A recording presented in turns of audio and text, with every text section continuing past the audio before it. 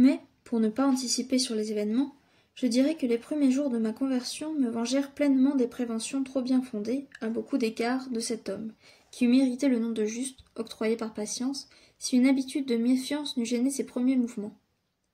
Les persécutions dont il avait été si longtemps l'objet avaient développé en lui ce sentiment de crainte instinctive qu'il conservera toute sa vie, et qui rendit toujours sa confiance difficile, et d'autant plus flatteuse et plus touchante peut-être. J'ai remarqué ce caractère par la suite chez beaucoup de prêtres honnêtes. Ils ont généralement l'esprit de charité, mais non le sentiment de l'amitié. Je voulais le faire souffrir, et j'ai réussi.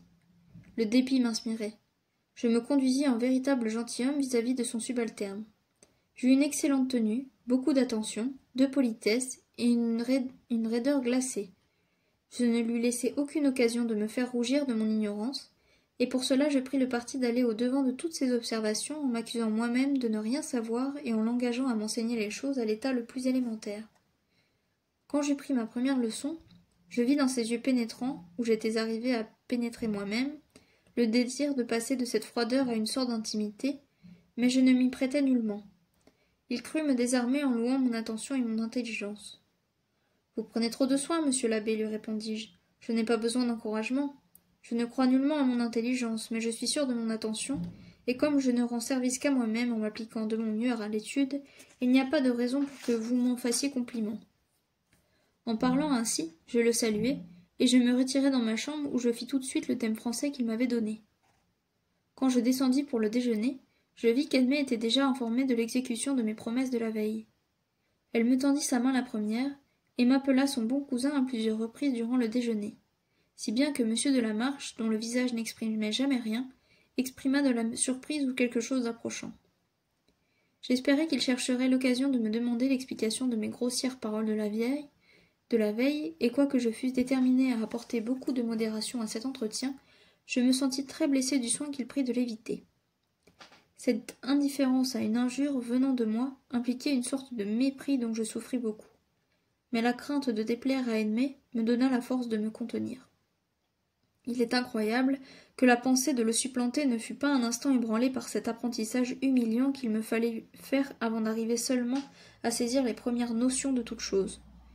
Un autre que moi, pénétré comme je l'étais du repentir des mots qu'il avait causés, n'eût pas trouvé de manière plus certaine de les réparer qu'en s'éloignant et en rendant à Edmé sa parole, son indépendance, son repos absolu. Ce moyen fut le seul qui ne me vint pas, ou s'il me vint, il fut repoussé avec mépris, comme l'aveu d'une défection. L'obstination, alliée à la témérité, coulait dans mes veines avec le sang des Mauprat. À peine avais-je entrevu un moyen de conquérir celle que j'aimais, que je l'avais embrassée avec audace, et je pense qu'il n'en eût pas été autrement lors même que ses confidences à l'abbé dans le parc m'eussent appris qu'elle avait de l'amour pour mon rival. Une pareille confiance de la part d'un homme qui prenait à 17 ans sa première leçon de grammaire française, et qui s'exagérait de beaucoup la longueur et la difficulté des études nécessaires pour être l'égal de M. de la Marche, accusait, vous l'avouerez, une certaine force morale. Je ne sais si j'étais heureusement douée sous le rapport de l'intelligence. L'abbé l'assura, mais je pense que je ne dois faire honneur de mes progrès rapides qu'à mon courage. Il était tel qu'il me fit trop présumer de mes forces physiques.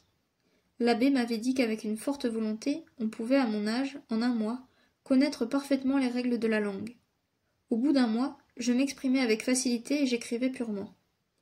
Edmé, avec une sorte de direction occulte sur mes études, elle voulut que l'on ne m'enseignât pas le latin, assurant qu'il était trop tard pour consacrer plusieurs années à une science de luxe, et que l'important était de former mon cœur et ma raison avec des idées, au lieu d'orner mon esprit avec des mots. Le soir, elle prétextait le désir de relire quelques livres favoris, et elle lisait haut, alternativement avec l'abbé, des passages de Condillac, de Fénelon, de Bernardin de Saint-Pierre, de Saint-Jacques, de Montaigne même, et de Montesquieu. Ces passages étaient certainement choisis d'avance et appropriés à mes forces. Je les comprenais assez bien, et je m'en étonnais en secret, car si dans la journée j'ouvrais ces mêmes livres au hasard, il m'arrivait d'être arrêté à chaque ligne. Dans la superstition naturelle aux jeunes amours, je m'imaginais volontiers qu'en passant par la bouche d'Edmé, les auteurs acquéraient une clarté magique, et que mon esprit s'ouvrait miraculeusement au son de sa voix. Du reste, Edmé ne montrait pas ouvertement l'intérêt qu'elle prenait à m'instruire elle-même. Elle se trompait sans doute en pensant qu'elle devait me cacher sa sollicitude. J'en eusse été d'autant plus stimulé et ardent au travail. mais en ceci elle était imbue de l'Émile, et mettait en pratique les idées systématiques de son cher philosophe. Au reste, je ne m'épargnai guère, et mon courage ne souffrant pas la prévoyance, je fus bientôt forcé de m'arrêter. Le changement d'air, de régime et d'habitude, l'éveil, l'absence d'exercice violent, la contention de l'esprit, en un mot l'effroyable révolution que mon être était forcé d'opérer sur lui-même pour passer de l'état d'homme des bois à celui d'homme intelligent, me causa une maladie de nerfs qui me rendit presque fou pendant quelques semaines, idiot ensuite durant quelques jours, et qui enfin se dissipa, me laissant tout rompu, tout anéanti à l'égard de mon existence passée, mais pétri pour mon existence future. Une nuit, à l'époque de mes plus violentes crises, dans un moment lucide, je vis Edmé dans ma chambre. Je crus d'abord faire un songe. La veilleuse jetait une lueur vacillante, une forme pâle immobile était couchée dans une grande bergère. Je distinguai une longue tresse noire détachée et tombant sur une robe blanche. Je me soulevai, faible, pouvant à peine me mouvoir. J'essayai de sortir de mon lit. Aussitôt Patience m'apparut et m'arrêta doucement. Saint-Jean dormait dans un autre fauteuil. Toutes les nuits, 2 hommes veillaient ainsi près de moi pour me tenir de force lorsque j'étais en proie aux fureurs du délire. Souvent c'était l'abbé, parfois le brave Marcasse, qui, avant de quitter le Berry, pour faire sa tournée annuelle dans les provinces voisines, était revenu faire une dernière chasse dans les greniers du château et qui obligeamment relayait les serviteurs fatigués dans le pénible emploi de me garder. N'ayant pas la conscience de mon mal, il était fort naturel que la présence inopinée du solitaire dans ma chambre me causa une grande surprise et jeta le désordre dans mes idées. J'avais eu de si violents accès ce soir-là qu'il ne me restait plus de force. Je me laissai donc aller à ces divagations mélancoliques, et prenant la main du bonhomme, je lui demandai si c'était bien le cadavre d'Edmé qu'il avait posé sur ce fauteuil auprès de moi. C'est Edmé bien vivante, me répondit-il à voix basse. Mais elle dort, mon cher monsieur, ne la réveillons pas. Si vous avez désir de quelque chose, je suis ici pour vous soigner, et c'est de bon cœur, Ouida. Mon bon Patience, tu me trompes, lui dis-je. Elle est morte, et moi aussi, et tu viens pour nous ensevelir. Il faut nous mettre dans le même cercueil, entends-tu, car nous sommes fiancés. Où est son anneau? Prends-le et mets-le à mon doigt, la nuit de noces est venue. Il voulut en vain combattre cette hallucination. Je persistai à croire qu'Edmé était morte, et je déclarai que je ne dormirais pas dans mon linceul tant que je n'aurais pas l'anneau de ma femme. Edmé, qui avait passé plusieurs nuits à me veiller, était si accablée qu'elle ne m'entendait pas. D'ailleurs, je parlais bas comme Patience par un instinct d'imitation qui ne se rencontre que chez les enfants ou chez les idiots. Je m'obstinai dans ma fantaisie, et Patience, qui craignait qu'elle ne se changeât en fureur, alla doucement prendre une bague de cornaline qu'Edmé avait au doigt et le passa au mien. Aussitôt que je l'eus, je la portai à mes lèvres, puis je croisai mes mains sur ma poitrine dans l'attitude qu'on donne au cadavre dans le cercueil, et je m'endormis profondément. Le lendemain, quand on voulut me reprendre la bague, j'entrai en fureur et on y renonça. Je m'endormis de nouveau et l'abbé me l'ôta pendant mon sommeil. Mais quand j'ouvris les yeux, je m'aperçus du rapt et je recommençai à divaguer. Aussitôt Edmé, qui était dans la chambre, accourut à moi et me passa l'anneau au doigt en adressant quelques reproches à l'abbé. Je me calmai sur-le-champ et dis en levant sur elle des yeux éteints. « N'est-ce pas que tu es ma femme après ta mort comme pendant ta vie ?»« Certainement, me dit-elle, dors en paix. »« L'éternité est longue, lui dis-je, et je voudrais l'occuper du souvenir de tes caresses. Mais j'ai beau chercher, je ne retrouve pas la mémoire de ton amour. » Elle se pencha vers moi et me donna un baiser. « Vous avez tort, Edmé, dit l'abbé, de tels remèdes se changent en poison. »« Laissez-moi, l'abbé, lui répondit-elle avec impatience, en s'asseyant près de mon lit. « Laissez-moi, je vous en prie. » Je m'endormis une main dans les siennes et lui répétant par intervalles. « On est bien dans la tombe. On est heureux d'être mort, n'est-ce pas ?» Durant ma convalescence, Edmé fut beaucoup moins expansive, mais tout aussi assidue. Je lui racontai mes rêves, et j'appris d'elle ce qu'il y avait de réel parmi mes souvenirs. Sans cette confirmation, j'aurais toujours cru que j'avais tout rêvé. Je la suppliai de me laisser la bague, et elle y consentit. J'aurais dû ajouter, pour reconnaître tant de bonté, que je gardais cet anneau comme un gage d'amitié et non comme un anneau de fiançailles. Mais l'idée d'une telle abnégation était au-dessus de mes forces. Un jour, je demandai des nouvelles à monsieur de la Marche. Ce fut seulement à Patience que j'osai adresser cette question. « Partir, répondit-il. « Comment partir, repris-je, pour longtemps ?»« Pour toujours, s'il plaît à Dieu. Je n'en sais rien, je ne fais pas de questions. Mais j'étais dans le jardin par hasard quand il a fait ses adieux, et tout cela était froid comme une nuit de décembre. On s'est pourtant dit de part et d'autre à revoir, mais quoiqu'Edmé ait eu l'air bon et franc qu'elle a toujours, l'autre avait la figure d'un fermier qui voit venir la gelée en avril. Mauprat, on dit que vous êtes devenu grand étudiant et grand bon sujet. Souvenez-vous de ce que je vous ai dit. Quand vous serez vieux, il n'y aura peut-être plus de titres ni de seigneurie. Peut-être qu'on vous appellera le père Mauprat, comme on m'appelle le père Patience, bien que je n'ai jamais été ni moine ni père de famille. Eh bien, où veux-tu en venir? Souvenez-vous de ce que je vous ai dit, répéta-t-il. Il y a bien des manières d'être sorcier, et on peut connaître l'avenir sans s'être donné au diable. Moi, je donne ma voix à votre mariage avec la cousine. Continuez à bien vous conduire. Vous voilà savant, on dit que vous lisez couramment dans le premier livre venu. Qu'est-ce qu'il faut de plus? Il y a ici tant de livres que la sueur me coule du front rien qu'à les voir. Il me semble que je recommence à ne pouvoir pas apprendre à lire. Vous voilà bientôt guéri. Si monsieur Hubert voulait m'en croire, on ferait la noce à la Saint-Martin. Tais-toi, Patience, lui dis-je, tu me fais de la peine. Ma cousine ne m'aime pas. Je vous dis que si, moi. Vous mentez par la gorge, comme disent les nobles. Je sais comme elle vous a soigné. Et Marcasse, étant sur le toit, l'a vue à travers sa fenêtre, qui était à genoux au milieu de sa chambre à 5 heures du matin, le jour que vous étiez si mal. Les imprudentes assertions de Patience, les tendres soins d'Edmé, le départ de monsieur de la Marche et plus que tout le reste, la faiblesse de mon cerveau, furent cause que je me persuadai ce que je désirais. Mais à mesure que je repris mes forces, Edmé rentra dans les bornes de l'amitié tranquille et prudente. Jamais personne ne recouvra la santé avec moins de plaisir que moi, car chaque jour rendait les visites d'Edmé plus courtes, et quand je pus sortir de ma chambre, je n'eus plus que quelques heures par jour à passer près d'elle, comme avant ma maladie. Elle avait eu l'art merveilleux de me témoigner la plus tendre affection sans jamais se laisser amener à une explication nouvelle sur nos mystérieuses fiançailles. Si je n'avais pas encore la grandeur d'âme de renoncer à mes droits, du moins j'avais acquis assez d'honneur pour ne plus les rappeler, et je me retrouvais précisément dans les mêmes termes avec elle qu'au moment où j'étais tombé malade. Monsieur de la Marche était à Paris, mais selon elle, il y avait été appelé par les devoirs de sa charge et il devait revenir à la fin de l'hiver où nous rentrions. Rien dans les discours du chevalier ou de l'abbé ne témoignait qu'il y eût rupture entre les fiancés.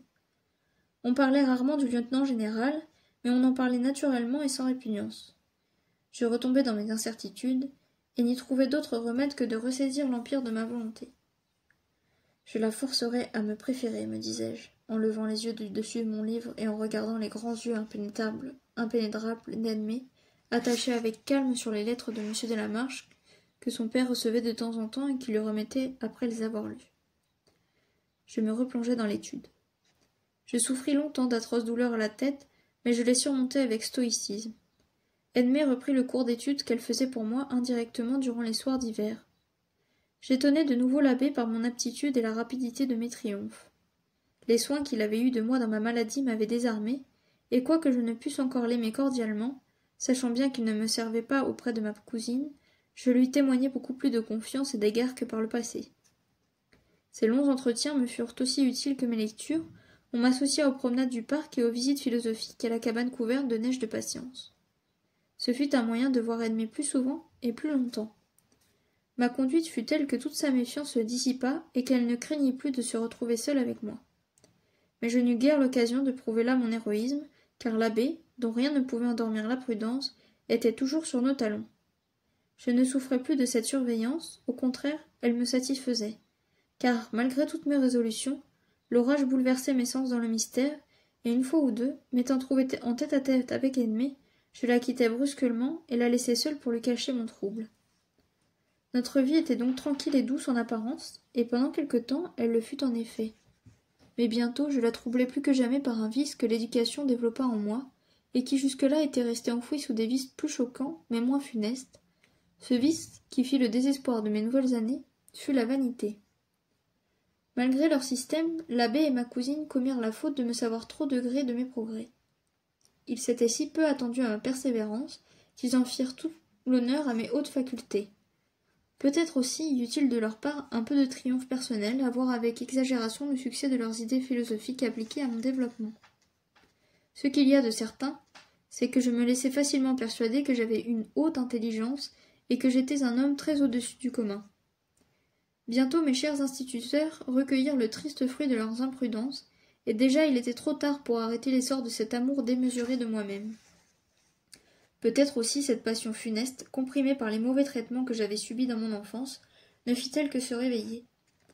Il est à croire que nous portons en nous, dès nos premiers ans, le germe des vertus et des vices que l'action de la vie extérieure féconde avec le temps. Quant à moi, je n'avais pas encore trouvé d'aliment à ma vanité, car de quoi aurais-je pu me pavaner dans les premiers jours que je passais auprès d'Edmé.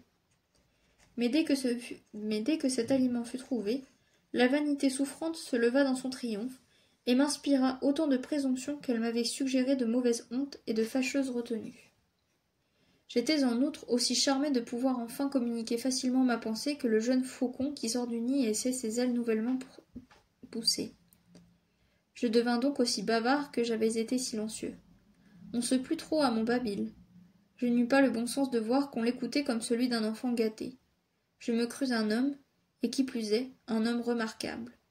Je devins outrecuidant et souverainement ridicule.